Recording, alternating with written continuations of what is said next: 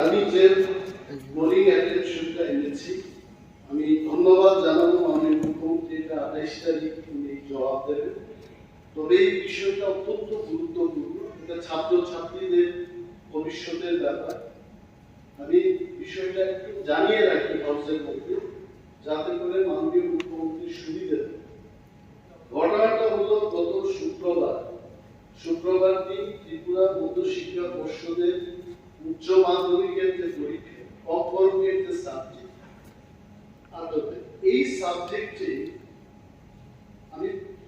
আমি যতটুকু জানি ত্রিপুরায় যে কম্পরক নিয়ে যারা পড়াশোনা করেন, বাঙালিরা করে থাকে, বিহারিও করার একটা উদাহরণ পেয়েছি, যারা ত্রিপুরা তারা পড়েই থাকে, তারা যে স্ক্রিপ্টটা ব্যবহার করছে গত বছর কি বছর ধরে, লাস্ট 5-6 ইয়ার্স, এই স্ক্রিপ্টটা হচ্ছে either you write in Bengali or you write in Roman or দেবনাগরীতে লিখলেও কেবল কোনো সমস্যা নেই।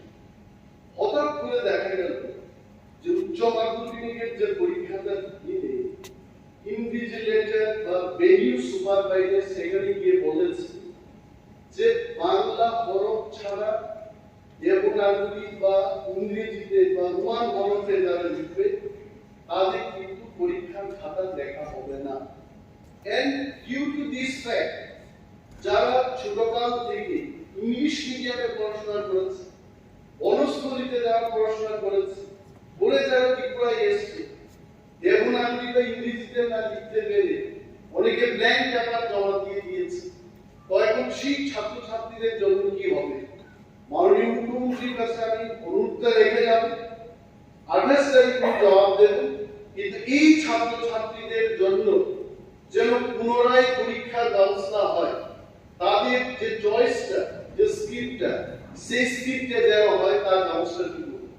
এবং for your information sir, in Tripura University, also in the colleges, there is no problem of script. যারা বাংলায় লিখছে না লিখছে, রোমানে যারা লিখছে, so they have no problem.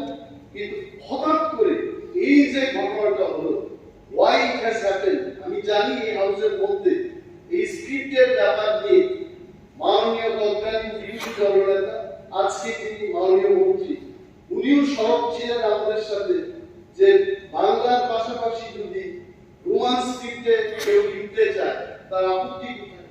মাননীয় সদস্য গোপালবাবু আছেন, বিরোধী ছিনা আছেন, অনেকেই ছিলেন সেই সময়টাতে। এবং হঠাৎ করে এই ঘটনায় অনেক ছাত্রছাত্রীর ভবিষ্যৎ নষ্ট হয়ে যাবে। আমি মাননীয় মুখ্যমন্ত্রীর কাছে জানাবো, ঘটনার যেন সঠিক তদন্ত হয় এবং দোষীদের যেন সাসপেনশন করা হয় এবং পুনরায় পরীক্ষার ব্যবস্থা গ্রহণের যদি